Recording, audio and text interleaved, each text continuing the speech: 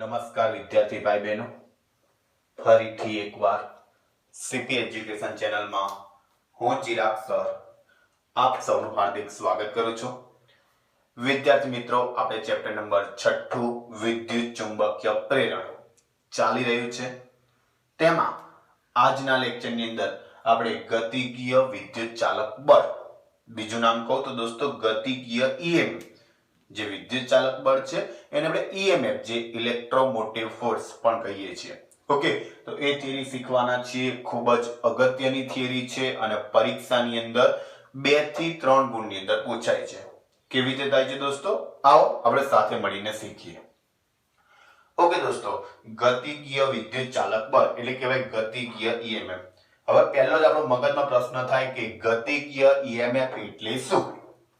ગતિકીય EMF કોને કહેવાય? તો દોસ્તો સમજો કે જ્યારે કોઈ ગતિના કારણે, જ્યારે કોઈ ગતિ થતી હોય તો એ ગતિના કારણે ગૂંચળા સાથે સંકળાય, જે ગૂંચળું હોય એના સાથે સંકળાય ચુંબકીય ફ્લક્સમાં ફેરફાર થવાથી. ફરીથી બોલું છું, જ્યારે કોઈ ગતિના કારણે ગૂંચળા સાથે સંકળાયેલ ચુંબકીય ફ્લક્સમાં ફેરફાર થવાથી પ્રેરિત EMF જે ઉત્પન્ન થાય, જે EMF ઉત્પન્ન થાય છે એને કહેવાય છે ગતિકીય EMF. તો ચલો દોસ્તો સમજી ગયા ગતિકીય EMF એટલે શું? તો ફરીથી બોલું, જ્યારે કોઈ ગતિના કારણે ગૂંચળા સાથે સંકળાયેલ ચુંબકીય ફ્લક્સમાં ફેરફાર કરવાથી EMF ઉત્પન્ન થાય તો તેને કહેવાય ગતિકીય EMF. ચલો, ગતિકીય EMF કોને કહેવાય એ તો પહેલા આપણે શીખી લીધું. હવે દોસ્તો આના વિશે આપણે વિસ્તારથી શીખીએ કઈ રીતે સૂત્ર તારવાય છે. ધ્યાનથી શીખજો. આ ચુંબકીય ક્ષેત્ર છે દોસ્તો, બી ચુંબકીય ક્ષેત્ર છે. હવે આ ચુંબકીય ક્ષેત્રની અંદર U આકારનો વાહક તાર આપણે મૂકી દીધો છે. ફરીથી બોલું છું દોસ્તો, બી જેટલું ચુંબકીય ક્ષેત્ર છે એની અંદર U આકારનો વાહક તારનો સળિયો જે મૂકી દીધો છે, એટલે કે U આકારના વાહક તાર ને સમાન ચુંબકીય ક્ષેત્ર બી ની અંદર મૂકી દીધો. એવી રીતે મૂક્યો છે દોસ્તો કે જે ચુંબકીય ક્ષેત્રને કેવું રહે છે તો લંબરૂપે રહે છે. ચુંબકીય ક્ષેત્રને કેવું રહે છે? લંબરૂપે રહે છે. તો એવી રીતે આપણે એને મૂકી દીધો છે. હવે દોસ્તો એની જે બે સમાંતર બાજુઓ છે એ આમ સરકી શકે, બે સમાંતર બાજુ પર, આ જો બે સમાંતર બાજુ એના ઉપર સરકી શકે એવો એક આપણે સળિયો લીધો છે. ફરીથી બોલું છું, આ બે સમાંતર બાજુ એના ઉપર આમ સરકી શકે એવો એક સળિયો લીધો. સળિયાનું નામ આપી દઉં PQ. તો બે બાજુ પર સરકી શકે તેવો એક સળિયો લીધો PQ, અને આ સળિયો જે લીધો તો એના હિસાબે લંબચોરસ રચના બને PQRS બનશે ને? કેવી રીતે બનશે? PQRS લંબચોરસ રચના મળે. હવે દોસ્તો તમે જોઈ શકો છો આકૃતિ ઉપરથી, આ જે PQ સળિયો છે એને અચળ વેગથી ડાબી બાજુ, અચળ વેગથી હું શું કરું? ડાબી બાજુ v વેગથી ગતિ કરાવું છું. અચ્છા, કારણ કે આપણે પહેલા જ વ્યાખ્યા શીખ્યા ગતિકીય EMF કોને કહેવાય? તો જ્યારે કોઈ ગતિના કારણે ગૂંચળા સાથે સંકળાય ચુંબકીય ફ્લક્સમાં ફેરફાર થવાથી જે EMF ઉત્પન્ન થાય છે એ EMF ને આપણે કહીએ છીએ ગતિકીય EMF. તો દોસ્તો અહીંયા મેં સમાન ચુંબકીય ક્ષેત્ર B ની અંદર એક U આકારનો વાહક તાર, જેને ચુંબકીય ક્ષેત્ર લંબ રૂપે એમ મૂકી દીધો છે, તથા બે બાજુઓને સમાંતર એક સળિયો લીધો.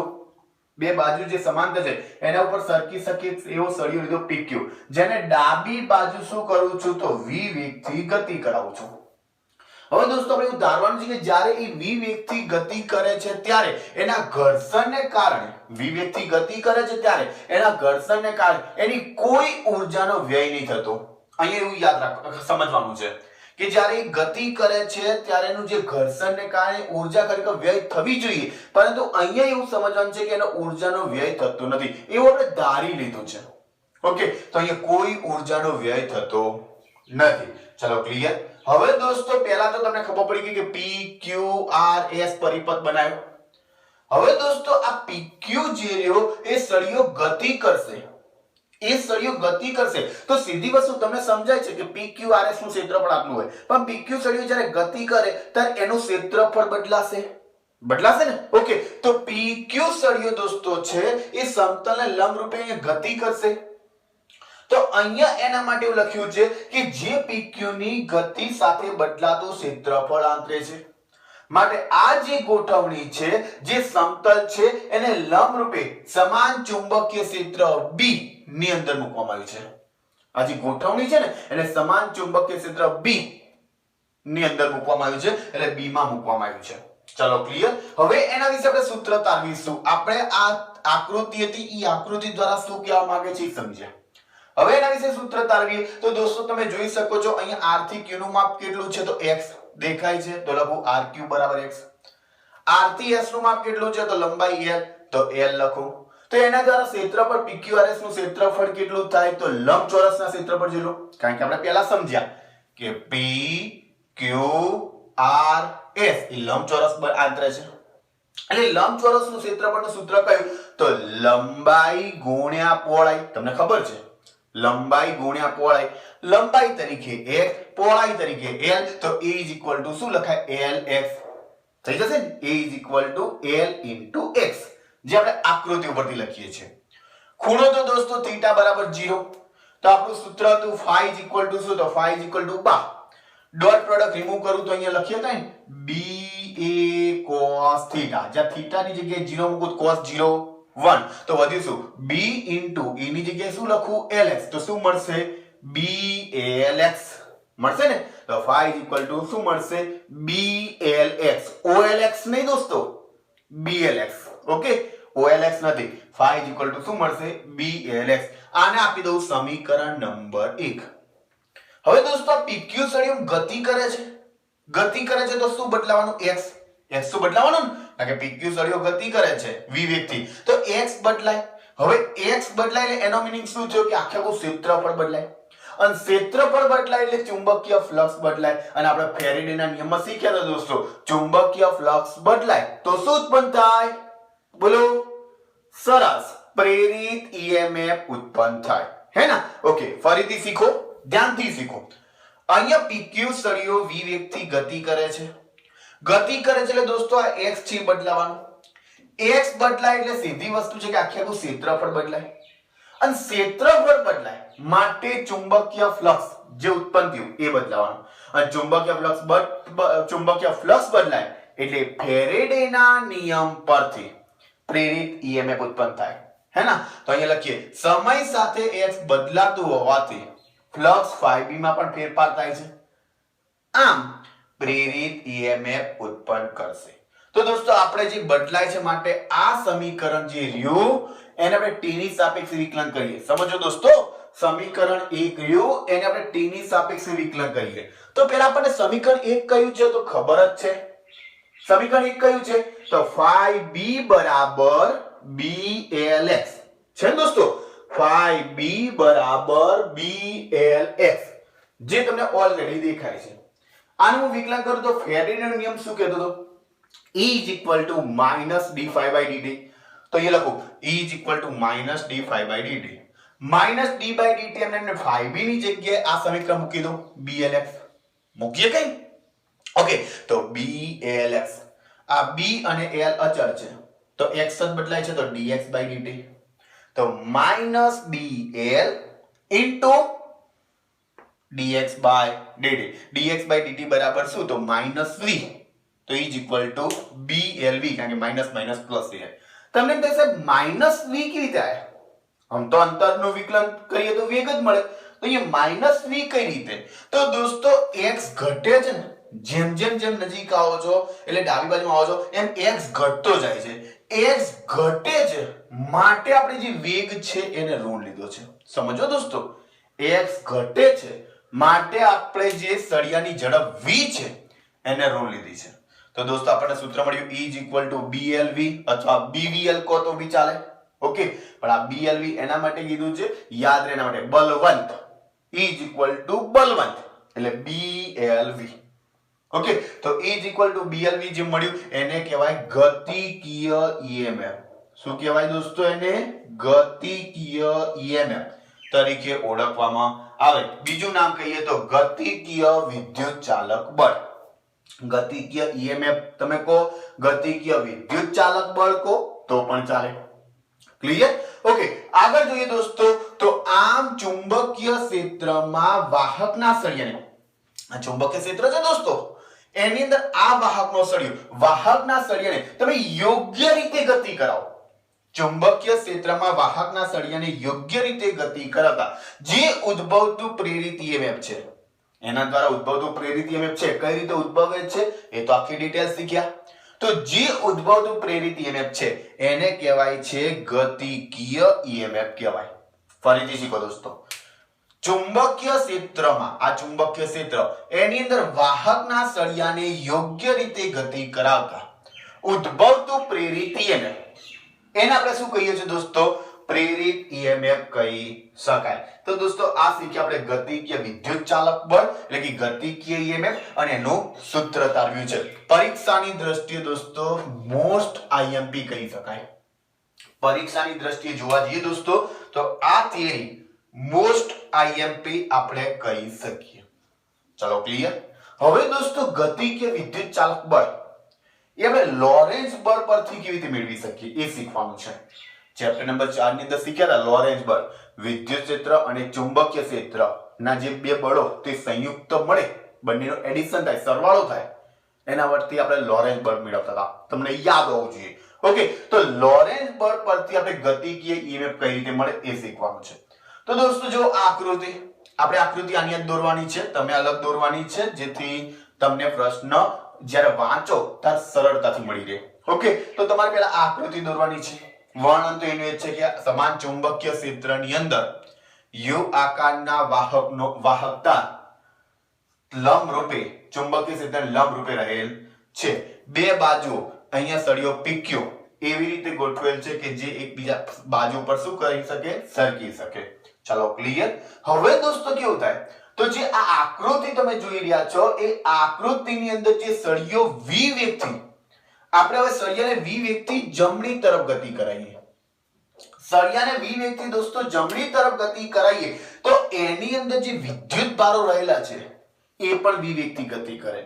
વન ટાઈપ ઓફ એમ કહેવાય દોસ્તો કે ટ્રેન ચાલી રહી હોય તો ટ્રેનની અંદર જે પેસેન્જરો રહેલા હોય એવું અનુભવાય. અહીંયા ફરીથી શીખજો, આ સળિયો V વેગથી જમણી તરફ ગતિ કરે છે તો સળિયાની અંદર જે વિદ્યુત ભારો રહેલા છે દોસ્તો, સીધી વસ્તુ છે એ પણ ગતિ કરવાના.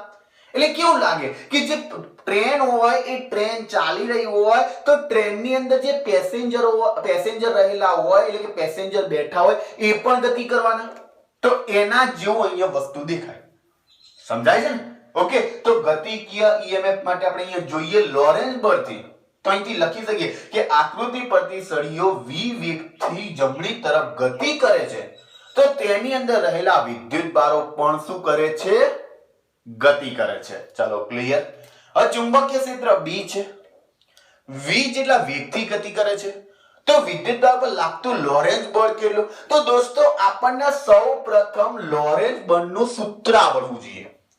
સૌપ્રથમ દોસ્તો આપણને લોરેન્ઝ બળનું સૂત્ર આવડે, કારણ કે લોરેન્ઝ બળનું સૂત્ર ના આવડે તો કશું ના આવડે. આ તો ખરી વસ્તુ છે, કારણ કે આપણે લોરેન્ઝ બળ પરથી ગતિકીય ઈએમએફ શોધવાનું છે. આપણે શું કરવાનું છે દોસ્તો? લોરેન્ઝ બળ એના પરથી ગતિકીય ઈએમએફ શોધવાનું છે. તો લોરેન્ઝ બળનું સૂત્ર જ નહીં આવડતું તો કઈ નહીં આવડે. તો લોરેન્ઝ બળનું સૂત્ર કયું હતું? તો F વિદ્યુત ક્ષેત્ર માટે વાત કરું તો QE, ચુંબકીય ક્ષેત્ર માટે વાત કરું તો Q કૌંસમાં V ક્રોસ B. જો દોસ્તો શીખી લો અહીંયા. ચલો આ વસ્તુ શીખી લીધી છે. હવે હું આને રફ આઉટ કરું છું. આટલું પહેલા શીખી લો લોરેન્ઝ બળનું સૂત્ર કઈ રીતે આવતું હતું એ તમને ખબર હોવી જોઈએ. ચોથા ચેપ્ટરમાં ઓલરેડી આપણે શીખી ગયા છીએ. જો દોસ્તો કઈ રીતે આવતું તો ધ્યાનથી શીખજો એટલે ખબર પડે કે આપણે AF વિદ્યુત ક્ષેત્ર માટે વાત કરું તો AF QE આવતું હતું. રાઈટ? ચુંબકીય ક્ષેત્ર માટે વાત કરું તો AF Q કૌંસમાં V ક્રોસ B આવતું હતું. ઓકે, હવે સંયુક્ત આપણે લોરેન્ઝ બળ AF સંયુક્ત કરું તો AFE એટલે વિદ્યુત ક્ષેત્ર, AFB એટલે ચુંબકીય ક્ષેત્રનું બળ. ચાલો AFE લખો એટલે QE વત્તા Q કૌંસમાં V ક્રોસ B થશે. બંનેમાંથી કઈ કોમન નીકળે? Q, તો Q કૌંસમાં E plus V cross B. આને આપણે કહેતા હતા દોસ્તો લોરેન્ઝ બર્નનું સૂત્ર. આવી ગયું? આ સૂત્ર દોસ્તો નહીં આવડતું હોય તો કશું જ નહીં થાય. માટે પહેલા તો લોરેન્ઝ બર્નનું સૂત્ર આવડવું જોઈએ.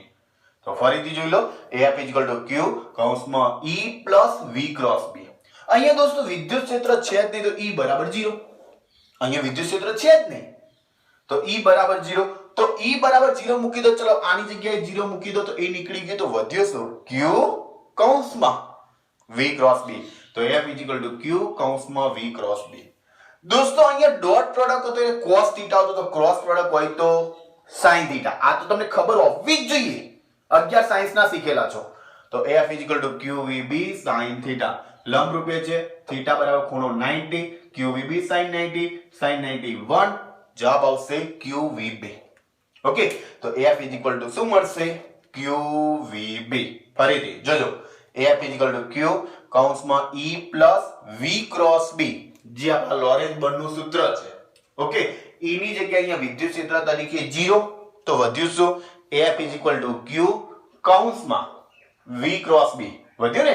AF = Q કૌંસમાં V ક્રોસ B. પરંતુ આપણે શીખ્યા કે ડોટ પ્રોડક્ટ હોય તો cos θ, ક્રોસ પ્રોડક્ટ હોય તો sin θ. તો અહીંયા ક્રોસ પ્રોડક્ટ રિમૂવ થયો તો sin θ ખૂણો 90 sin 90 1. તો QVB sin 90 તો મળશે શું? sin 90 1. તો AF = QVB. ચલો ક્લિયર. આગળ વાત કરીએ. હવે દોસ્તો સળિયાની અંદર જે વિદ્યુત બારો છે એની અંદર ગતિ કોણ કરે છે? તો ઇલેક્ટ્રોન. સળિયાની અંદર જે વિદ્યુત બારો છે આ સળિયો એની અંદર જે વિદ્યુત બારો છે એ ગતિ કરે છે અને એ વિદ્યુત બારો પૈકી ઇલેક્ટ્રોન જ ગતિ કરે છે. વિદ્યુત બારો પૈકી ઇલેક્ટ્રોન ગતિ કરે અને ઇલેક્ટ્રોન ગતિ કરે માટે જે લોરેન્ઝ બળ લાગે છે, કયું લોરેન્ઝ બળ લાગે છે? તો AF = QVB. ઈ લોરેન્ઝ બળના કારણે દોસ્તો Q થી P તરફ ઇલેક્ટ્રોન ગતિ કરે. Q થી P તરફ ઇલેક્ટ્રોન ગતિ કરે તો P છેડા ઉપર ઋણ વિદ્યુત ભારો જમા થવાના. P છેડા ઉપર ઋણ વિદ્યુત ભારો જમા થાય તો અહીંયા Q છેડા ઉપર ઇલેક્ટ્રોન ગુમાવે છે. તો Q છેડા ઉપર કયા વિદ્યુત ભાર કયા ધ્રુવ તરીકે વર્તે? તો ધન ધ્રુવ તરીકે. જ્યારે P છેડા ઉપર કયો ધ્રુવ તરીકે વર્તે? ઋણ ધ્રુવ તરીકે. સમજાણું? ફરીથી સમજો દોસ્તો. આ સળિયો ગતિ કરે છે. સળિયો ગતિ કરે છે એટલે એના હિસાબે અંદર વિદ્યુત ભારો ગતિ કરે છે. આપણે સમજ્યા. હવે વિદ્યુત ભારો પૈકી દોસ્તો ઇલેક્ટ્રોન જ ગતિ કરે છે. હવે ઇલેક્ટ્રોન ગતિ કરે તો એના હિસાબે જે લોરેન્ઝ બળ લાગે છે, કયું લોરેન્ઝ બળ લાગે છે? તો QVB. ઈ લોરેન્ઝ બળ ને લીધે વિદ્યુત ભાર Q થી P તરફ એટલે કે ઇલેક્ટ્રોન Q થી P તરફ ગતિ કરશે. હવે ઇલેક્ટ્રોન Q થી P તરફ ગતિ કરે તો P બિંદુ આગળ એટલે P છેડા આગળ ઇલેક્ટ્રોન ભેગા થશે, એકઠા થશે. માટે P જે છેડો છે ઋણ ધ્રુવ તરીકે વર્તશે. જ્યારે અહીંયા Q છેડો છે એ ઇલેક્ટ્રોન ગુમાવી દે છે અને ઇલેક્ટ્રોન ગુમાવે તો શું વધે? ધન ધ્રુવ. તો ઇલેક્ટ્રોન ગુમાવે એટલે ધન વિદ્યુતભાર તરીકે આપણે એમ લખીએ કે ધન ધ્રુવ તરીકે વર્તે છે. એટલે Q છેડો ધન ધ્રુવ તરીકે વર્તે છે. ચાલો ક્લિયર. આ વસ્તુ ખાસ યાદ હોવી જોઈએ. હવે દોસ્તો વિદ્યુતભાર જે Q થી P તરફ એનું સ્થાનાંતર થાય, વિદ્યુતભાર જ્યારે Q થી P તરફ એનું સ્થાનાંતર થાય તેને કેટલું કાર્ય કરવું પડે? તો આપણને સૂત્ર આવડવું જોઈએ દોસ્તો કે કાર્ય બરાબર બળ ગુણ્યા સ્થાનાંતર. આ આપણને સૂત્ર આવડવું જોઈએ. બળની જગ્યાએ F, સ્થાનાંતરની જગ્યાએ લખું L તો W = F * L લખાશે. W = F * L. ચલો F ની જગ્યાએ શું લખાય? ચલો બોલો. સાચું, લોરેન્ઝ બળ QVB જે તારવ્યું. ઓકે તો QVB * L એમ ના ખબર પડે તો અહીંયા લખવાનું સમીકરણ 2 પરથી. સમીકરણ 2 પરથી એટલે યાદ રહે. તો W = QVB * L. હવે દોસ્તો આપણે એકમ વિદ્યુતભાર દીઠ થતું કાર્ય શોધવું છે. એકમ વિદ્યુતભાર દીઠ થતું કાર્ય શોધવું છે. તો આપણે જે પ્રેરિત અહીંયાથી E = જે કાર્ય છે એને એકમ વિદ્યુતભાર દીઠ શોધવું છે તો Q વડે ભાગવા પડે. તો W / Q. W ની જગ્યાએ આપણે જે મેળવ્યા, શું મેળવ્યું? QVB * L જે મેળવ્યા એને Q વડે ભાગી દો. Q શું થશે? ઉડી જશે. તો શું થયું? VBL. એમાં B પહેલા લખો, V છેલ્લે લખવું અથવા વચ્ચે લખવું, L પછી લખવું. તો E = BVL અથવા BLV બલવંત. આવી ગયું. તો કોના ઉપરથી મેળવ્યું? લોરેન્ઝ બળ. પરથી આપણે ગતિકીય EMF મેળવ્યું. તો આ દોસ્તો જે E is equal to BVS સમીકરણ મેળવ્યું છે એને આપણે કહીએ છીએ ગતિકીય EMF નું સમીકરણ. ફરીથી દોસ્તો શીખી લો કે આપણે કાર્ય બરાબર શું હતું, તો બળ ગુણ્યા સ્થાનાંતર. બળની જગ્યાએ આપણે લોરેન્ઝ બળ તરીકે લખીએ QVB અને સ્થાનાંતરની જગ્યાએ લખીએ L. હવે દોસ્તો આપણે એકમ વિદ્યુતભાર દીઠ થતું કાર્ય શોધવું છે. એકમ વિદ્યુતભાર દીઠ થતું કાર્ય શોધવું છે તો E is equal to W ભાગ્યા Q. W ની જગ્યાએ સમીકરણ જે આપણે મળ્યું QVBL ભાગ્યા Q કરો, Q ઉડી જાય એટલે VBL. એના માટે થોડું ગોઠવણી કરી લખ્યું તો BVL અથવા BLV. આને કહેવાય ગતિકીય EMF નું સમીકરણ. તો દોસ્તો આજના લેક્ચરની અંદર આપણે ગતિકીય વિદ્યુત ચાલક બળ એટલે કે ગતિકીય EMF બહુ સરસ રીતે શીખ્યા. લોરેન્ઝ બળથી ગતિકીય EMF કઈ રીતે મેળવાય એ પણ શીખ્યા. આઈ હોપ કે તમને આવડી ગયું હશે. અને દોસ્તો જો ખરેખર વિડિયો ગમ્યો હોય તો લાઈક કરજો, તમારા મિત્રોને શેર કરજો અને ચેનલને સબસ્ક્રાઇબ કરજો, કારણ કે આવનારા બધા જ વિડિયો ની નોટિફિકેશન સૌપ્રથમ તમને તમારા મોબાઈલમાં મળતી રહે. આપણે નેક્સ્ટ લેક્ચરમાં ફરીથી મળીશું નવી થિયરી સાથે, નવા એક્ઝામ્પલ ગણવાના છે. ત્યારે અત્યારે બસ આટલું જ. આવજો.